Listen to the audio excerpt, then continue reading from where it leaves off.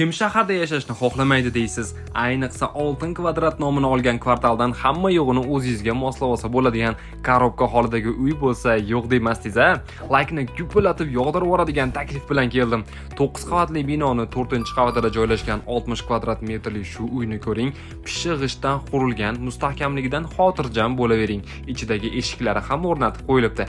Albatta bu yerda gaz, svet, suv kanalizatsiyadan betashvish yashaysiz. Narxini $40,000 deyishyapti. Ekranda ko'rsatilgan nomerga telefon qilaverasiz. O'tib beriladigan joylari bor. Talashib, tortishib, tezroq uyni o'zingizniki qiling.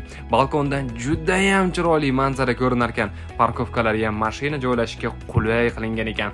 Manzilni aytsam, yana ham harakatga tushib qolasiz. Farg'ona shahri, Farobiy ko'chasi. Mo'ljal esa Ramiz restorani yonida.